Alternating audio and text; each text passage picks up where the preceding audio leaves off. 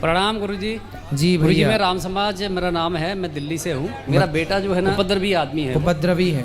हाँ, घर में जो है कलेशबाजी करता है और हम माँ बाप पे दोनों पे भी जो है गलत भाषा का प्रयोग भी करता है। और इस हिसाब से हम करीब नरसों के दिन घर से बिना बताए निकल गए। सुबह 6 बजे अपनी बच्ची को स्कूल छोड़ा। अपने आप को अपना जो है आत्मदाह करने के लिए हम जमुना की तरफ चल दिए। बहुत मतलब आंसू भी रुक नहीं रहे थे मेरे जी। अपने आप से। मैंने सोचा कि मैं कहाँ गलती कर चुका हूँ पता नहीं। मैं अपने माँ बाप की ऐसी सेवा करता हूँ। अगर रात को 2 बजे भी लैटरिन कर लेंगे ना मेरे पिताजी, तो मैं रात को 2 बजे खड़े होकर के भरी सर्दी में उनके जो है मेरी वाइफ गर्म पानी करेंगी और उनकी मैं कपड़े बदलूंगा। लैटरिन अगर कमरे में कर दी होगी मैं कपड़े साफ करूंगा, कमरा पूरा साफ करूंगा रात को। और माता जी नहीं है, 2 साल हो गए गुजर गई। उनकी भी सेवा हमने हमारी मियाँ भी दोनों जन ने की थी। क्या इस सेवा का फल ऐसा होता है कि हमारी कोई पिछले जन्म की जो कमियां हैं, ये जो आत्मा इसमें है, इसने कहीं पहले कभी कुछ ऐसा काम किया हो जो हमारे शरीर के अंदर आने के बाद हमें वो मिल रहा है, या फिर जो पुत्र का हमने कहीं ऐसा कुछ किया हो वो दुश्मन के रूप में ऐसा आया हो, ऐसा कभी होता है क्या?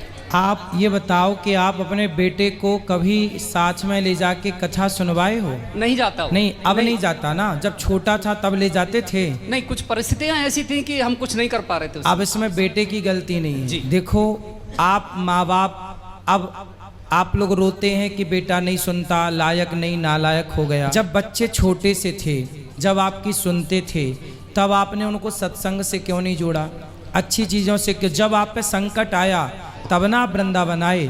जब अच्छा समय था तब वृंदावन आए, क्यों नहीं आए? अच्छे समय में वृंदावन आना स्टार्ट किया होता, अच्छे टाइम में समय पे बच्चों को लाना स्टार्ट किया होता, तो ये दिन ना देखने पड़ते ना आपको। हर जगह अगला और पिछला जन्म दोषी नहीं होता, कुछ जगह हम भी दोषी होते हैं। हमारी ये भी तो गलतियां हैं कि हम अपने बच्चों को संस्कार दे ही नहीं रहे हैं और फिर पिछले जन्म का रोना रो रहे हैं कि कोई होगा पाप। भाई ये तो तसल्ली है कि भाई पिछले जन्म का कोई होगा पाप के बेटा मिल गए, ऐसा ये तो तसल्ली ही है, आपको देना ही पड़ेगा ये तसल्ली।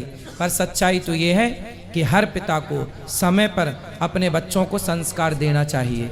आपकी गलती ये है कि आपने अपने बच्चों को समय से सत्संग करा के संस्कार कभी दिए नहीं। अब आप कथा में आए तो आप कथा में बैठ के रो रहे थे क्योंकि आपको कथा अच्छी लग रही थी। आपके हृदय में जो कुछ था वो आंसू बन के निकल रहा था। मैं जब भी कथा सुनता हूँ तो आप मेरा भाव ऐसा ही हो जाता है अपने आप से। ठीक है, ये भाव बच्चे को देना है ना, इसी भाव को बच्चे तक पहुंचाना ना। पिता का धर्म ये थोड़ी है कि केवल प्रॉपर्टी बांटे, केवल संपत्ति का बंटवारा करे, अपने संस्कार भी तो देकर जाए अपने बच्चों को, ये भी तो बंटवारा है।